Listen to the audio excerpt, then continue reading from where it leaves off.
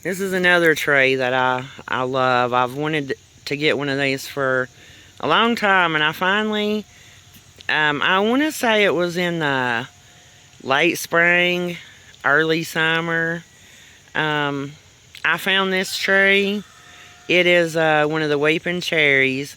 This variety is called Snow Fountains, and it's already on the ground. I'm gonna have to prune it. Uh, and the leaves have started falling off of it because we're in mid September now. But these trees are very expensive, so it had kindly been on my wish list for a while, and I was able to find it. Actually, it was kind of like a uh, little roadside deal. I'm not sure exactly what you'd call it. The people had set up and were selling trees and shrubs, and they didn't have a big variety. They had a small variety to choose from, but they were really cheap. Like this tree is, I'm gonna say, 5 foot tall, and I only gave $40 for it. It was an amazing deal. Uh, their intention when I talked to them was they were planning on starting a plant nursery right where they had had set up and was selling this. It was an old building that they had done some work on and stuff. And apparently, a few weeks later, I'm going to say within 6 weeks, they had completely just disappeared. And so I don't know if they're still planning on doing that. It was right up the road from me. But they had said that they were having trouble finding suppliers where they could sell the plants, reasonable like this one was. Uh, but I actually, like I said, I'll show you the tag. This one, this is what this one will look like. If it'll focus, there we go. They're beautiful. And so I was so excited to have this tree, to have found it, and especially to have gotten it for the price that I did. I'm going to show you another one on the other side of the house in a minute. It's a weeping redbud. This is the other plant or the other tree, excuse me, that I got when I got the weeping cherry. This one is a weeping redbud. I believe it's the Ruby Falls, and the leaves are more green right now because I planted it where it's more shaded. When I first planted it here, the leaves were purple. They looked purple, like a burgundy and purple color. And so we'll see if that's what it turns out to be, because it just said on the tag weeping redbud. But because of the color and the way that it's branching, I'm pretty sure it's the Ruby Falls weeping redbud. I love it. I also only gave $40 for this one. An amazing find. That's the thing. If you just happen up on something like that and you run across deals like that, you better snatch them up because, a tree this size, this one is, I'm going to say it's at least 5 foot, 5.5 foot. It's at least 5.5 foot because it's taller, a little bit taller than I am, and I'm 5'7". So, like I said, an amazing deal. And one at the nursery like this size would cost over $100 right now because everything's so expensive. And like I said, and I love this tree. I would have never dreamed of just happening up on a little. I almost want to describe it like a little flea market for plants, which is another thing.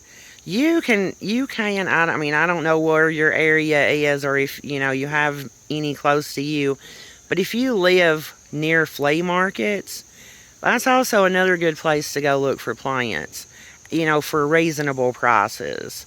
Now, I have seen it, we have quite a few flea markets around here, and sometimes the plants will be more expensive. They're not really great deals. But then sometimes you'll find plants that are just they're excellent deals. Um, the problem with it is at the flea markets, you need to know what you're buying, especially if it's a tree or a bush, because you don't want to get something that's going to be kind of invasive in your yard. Um, some of the old butterfly bushes that would drop seeds everywhere. Some of the older varieties of spireas drop seed everywhere. I mean, there might be areas in your yard where you don't mind that, but sometimes some of the older varieties will produce so many till you spend most of your summer and most of your fall at different times just pulling up little sprouts that's come up from seed off of it. You really don't want to do that. Most people don't anyways. So you want to be careful with, what you're buying. Just kind of know what you're buying before you buy it. That'd be my advice on, buying plants at the flea market. I've bought quite a few plants over the years at flea markets, and my daddy bought plants a lot. Actually, he filled up a good majority of his yard with plants from the flea market. And some were, the ones that drop seeds, and he would later have to dig them up and, do something with them. But most of the time, he didn't have that problem. And so, anyways, that's just a little tip on, maybe a good place, just to go look is flea markets if you have any near you in your area. And this is probably the last one I'm going to cover in this video. This is another one that's mainly for the south. It is the Crepe Myrtle.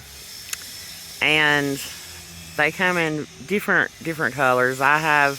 This one is I don't know what, it's like a bright pink. I have the lavender.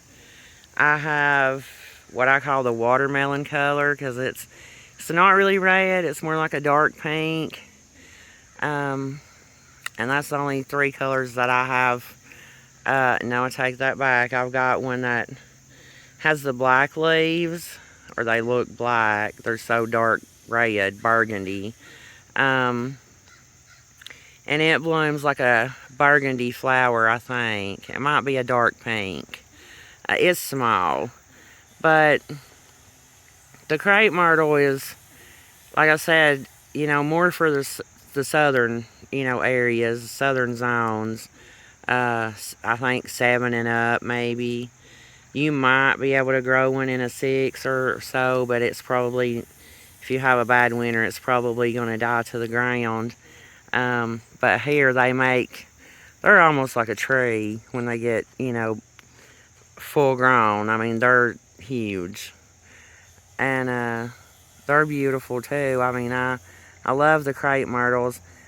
Some of the varieties, like the older varieties, they sucker.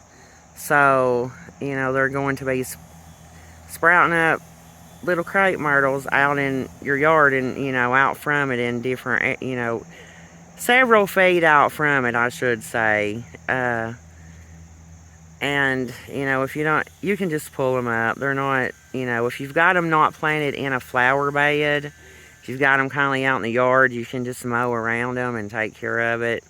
But if you've got them in flower beds like I do, you're going to have to pull the suckers up as they pop up. It's not really that big of a deal. I do it once or twice during this growing season, and then that's it. The newer varieties, I reckon, are not supposed to sucker like that.